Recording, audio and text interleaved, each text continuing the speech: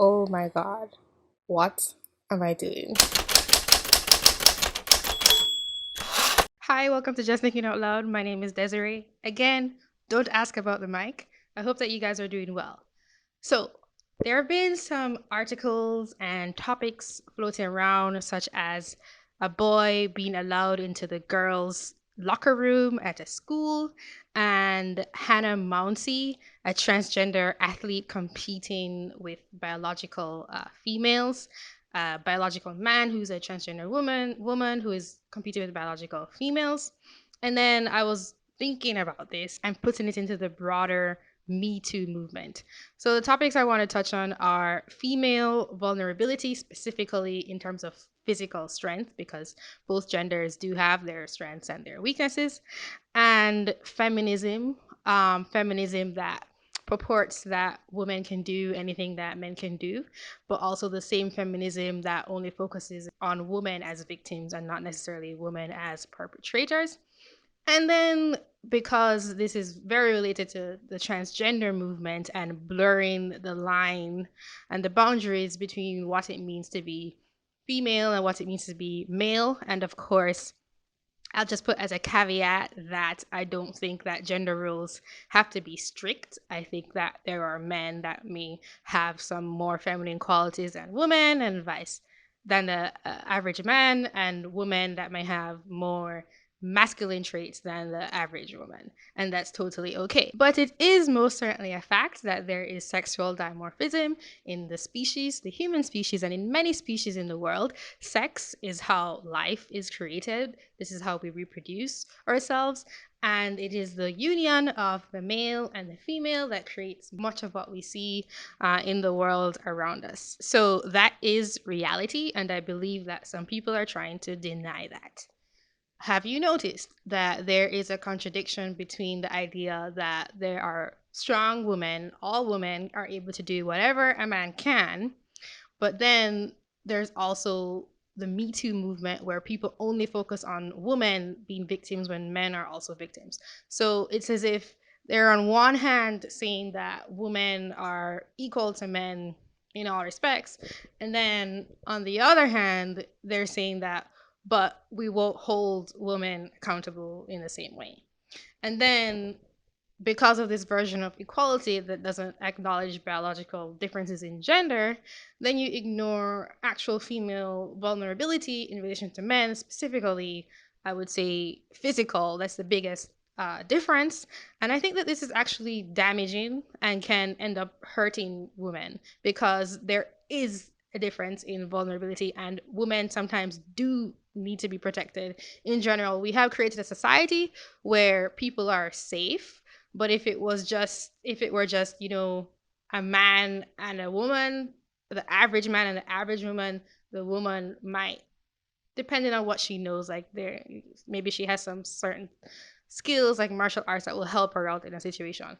But in general, women are more vulnerable than men. They are. And not just in their regular state, they also get pregnant. They have periods. I should say we have periods in their lives where they're not in their full capacity because they give childbirth. And that's just the way the universe made us. So I started thinking about this because I was looking at donations on a website. I think it was like the Giving Project or something. It was like Give Directly. It's where you could give people donations directly. There were mostly countries in Africa, and people would say that they were spending it to get things for their family or to feed their family. And I was looking at this and thinking, oh, there are so many women on here.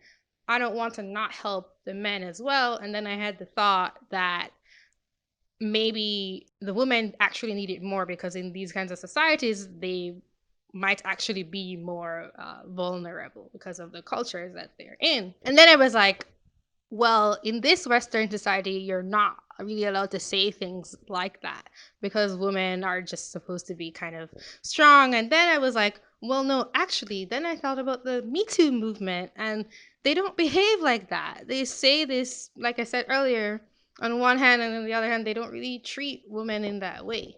And I don't necessarily always think they should. I think that people should always be held accountable for their actions, whether or not they're a man or they're a woman.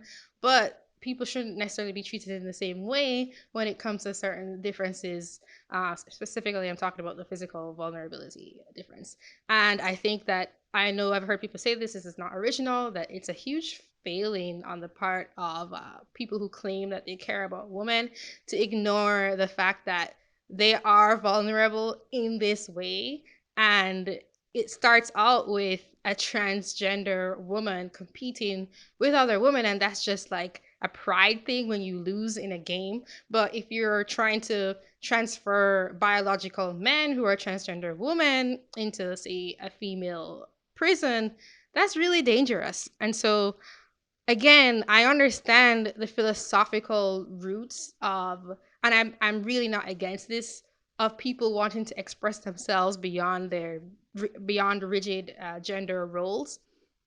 And I do believe that there are people out there ignoring the fact that it's kind of a fad, like I've talked about in my other videos. So you kind of have to question whether or not it's the real deal or not. I do think there are people out there who have gender confusion for whatever reason, and they can go about it in the way they want when they're adults or old enough. But you can't take that to the point where you end up hurting other people. So my point is that these notions of equality, which I think can end up being good things, like not stopping people from going into fields that they're passionate about just because of whatever attribute they have, such as their gender, those notions of equality, which can be good, cannot be in contradiction with reality.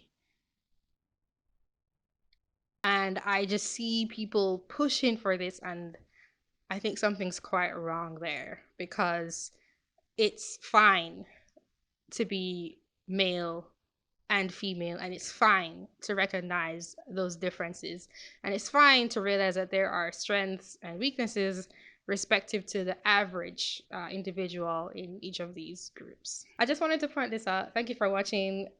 Please subscribe if you're not subscribed to my channel, and please make a donation at justthinkingOutloud.tv/donate. I would really appreciate it. And what else? Hit the bell to notify. Definitely leave comments, which I probably don't need to ask you to do. Also, don't ask me about the mic. I'm kind of self-conscious about it, but I'm not telling you why. Okay, I'll talk to you soon. Goodbye.